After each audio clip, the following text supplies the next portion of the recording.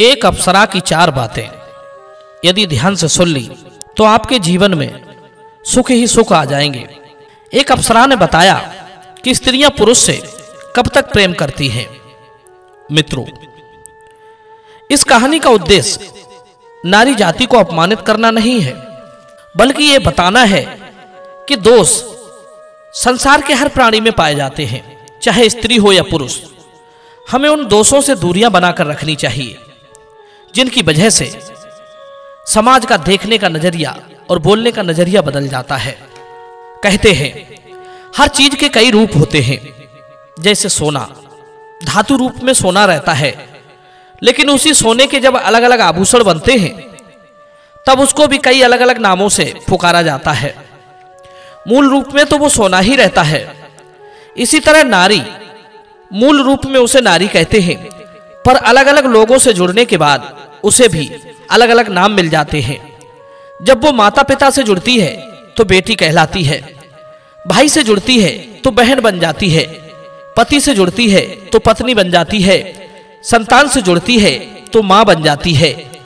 इसके अतिरिक्त यदि वो मान मर्यादा को त्याग कर दुष्ट पुरुषों से जुड़ जाती है तो बेश्या भी बन जाती है। स्त्री हो या पुरुष, वो जिन कर्मों में प्रवृत्त रहता है समाज उसी नाम से उसे संबोधित करता है। प्रिय बंधु, सम्मान और अपमान पाना मनुष्य के स्वयं के कर्मों का फल है। बुरे कर्म हमें बुरा बना देते हैं, अच्छे कर्म हमें अच्छा बनाते हैं। महत्वपूर्ण यह है कि हमें अच्छे और बुरे कर्मों का ज्ञान भली भांति होना चाहिए। आज की कहानी में मैं आपको बताऊंगा कि एक स्त्री पुरुष पर अपना प्रेम कब तक रखती है। मित्रों, आपने चंद्रवंशी राजा पुरूरवा का नाम तो सुना ही होगा, जो बुध और इला के पुत्र थे। एक बार राजा पुरूरवा और उर्वशी अप्सरा का प्रत्यक्ष मिलन हुआ था। राजा ने उर्वशी के सामने विवाह का प्रस्ताव रखा। उर्वशी ने पुरूरवा से विवाह करने के लिए कुछ शर्तें रख दी, और शर्तें इसलिए रख दी क्योंकि उर्वशी जो थी वो स्वर्ग की एक अप्सरा थी, और अप्सराओं का कार्य तो आप जानते ही हैं कि राजा इंद्र अप्सराओं से क्या क्या करवाता था। अप्सराएं नृत्य कला और अपनी सुंदरता से लोगों को रिझाने का काम करती थी। उनका काम विवाह बंधन में पड़ना नहीं था। उनके कर्म एक आदर्श नारी से बिल्कुल अलग थे। उनका काम किसी से प्रेम करना नहीं था। उन्हें जिनको रिझाने का आदेश मिलता था इंद्र की ओर से, वे अपने अभिनय से उसे रिझाती थी। उनके दिल में किसी के लिए कोई ममता नहीं थी। मित्रों, एक दिन राजा पुरूरवा और उर्वशी की भेंट हुई तो पुरूरवा उर्वशी की सुंदरता पर मोहित हो गया। पुरूरवा ने उर्वशी से विवाह करने की बात कही तो उर्वशी ने राजा को समझाया कि देखो, हमारा काम किसी से विवाह करके उसकी पत्नी बनकर बंधुआ बनकर रहना नहीं है। हम स्वतंत्र स्त्रियां हैं।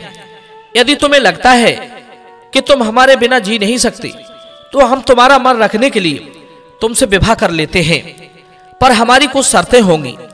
यदि तुम उन्हें पूरा करोगे तो मैं तुम्हारे साथ रहने को तैयार हूं, अन्यथा कोई बात नहीं। राजा ने पूछा, शर्तें क्या हैं? तो उर्वशी कहती है कि हे राजन, पहली शर्त हमारी ये है, आपकी सैया के अतिरिक्त मैं आपको निर्वस्त्र नहीं देखूंगी।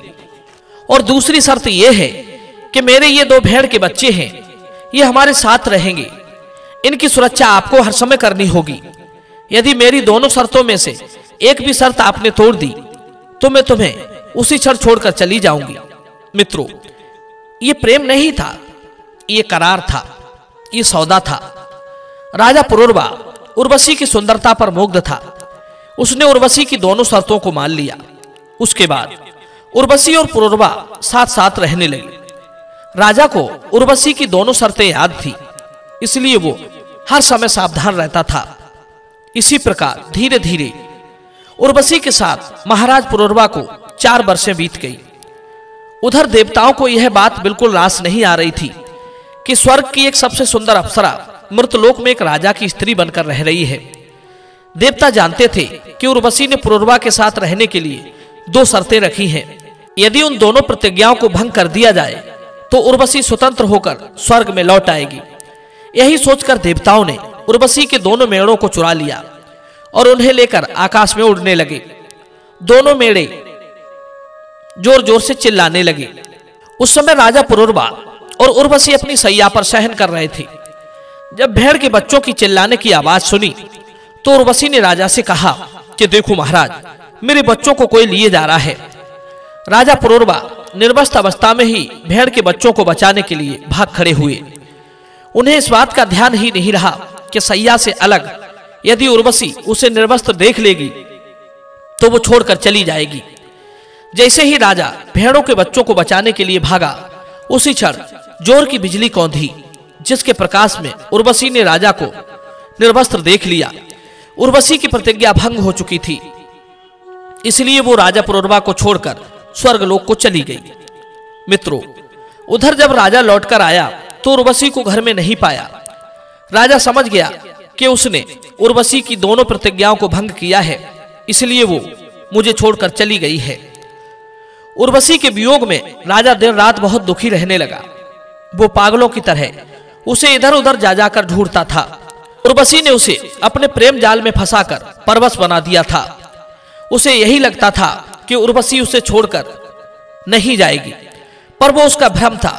राजा ने उसे प्रेम किया था, पर उर्वशी ने उसे प्रेम नहीं करार किया था। कई दिनों तक राजा उर्वशी को खोजता रहा, पर उसने राजा पुरूरवा की ओर मुड़कर भी नहीं देखा।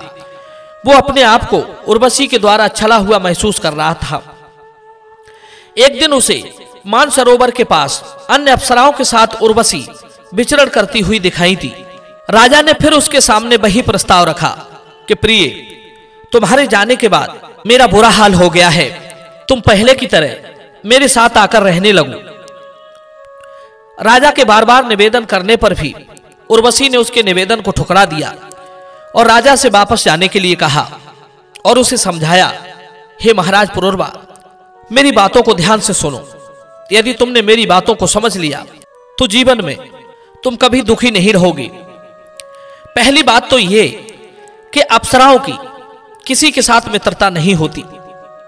मनुष्यों को स्त्री रूप में दिखने वाली ऐसी स्त्रियों से सावधान रहना चाहिए जो अभिनय करने वाली हों, जो धन के लिए कुछ भी करने वाली हों, जो किसी दूसरे हाथों की कठपुतली हों, जो स्त्री होकर स्त्रियों की मर्यादा का पालन ना करती हों, जो स्वतंत्र हों। ऐसी नारियों का प्रेम सिर्फ छलावा होता है। वे अपने कार्यों को बनाने के लिए दूसरों की भावनाओं से सिर्फ खेलती हैं। कहते हैं जैसे व्यापार में रिश्ते नाते मित्रता किनारे कर दिए जाते हैं, उसी तरह ऐसी नारियों का प्रेम सिर्फ व्यापार की तरह होता है। उनकी झूठी प्रशंसा में भी नहीं आना चाहिए, क्योंकि उनकी प्रशंसा भी एक दिखावटी होती है।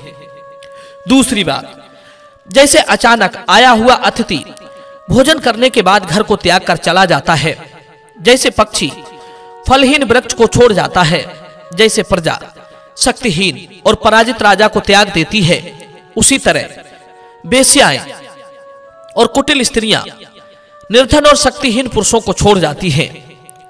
तीसरी बात, इस संसार में दुखी लोगों को 3 बातों से ही शांति प्राप्त हो सकती है।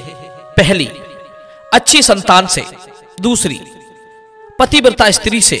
तीसरी, सज्जन लोगों के संग से। चौथी बात, पति के लिए वही पत्नी उपयुक्त होती है जो मन वचन कर्म से एक जैसी हो, अपने कार्यों में निपुण हो, अपने पति से प्रेम करने वाली हो, सत्य बोलने वाली हो। ऐसी स्त्री को ही पत्नी माना जाता है। और अंत में मैं तुम्हें एक बात और बताती हूं, इसे ठीक से समझ लेना। तुम जिस वासना के भंवर जाल में फंसे घूम रहे हो, ये कभी आपको सुख नहीं दे सकती। कहते हैं काम वासना के समान संसार में कोई रोग नहीं है, मोह से बड़ा कोई शत्रु नहीं है, क्रोध से बड़ी कोई आग नहीं है, और ज्ञान से बढ़कर इस संसार में सुख देने वाली कोई चीज नहीं है। मित्रों, उर्वशी के इस प्रकार समझाने पर राजा पुरूरवा को ज्ञान हुआ। वो अपने नगर को लौट आया। मित्रों, इस कहानी के विषय में आपके क्या विचार हैं, आप हमें कमेंट में बताना। मिलते हैं अगली बार नई चर्चा के साथ अगली वीडियो में। आप सभी का बहुत बहुत धन्यवाद। जय श्री कृष्ण।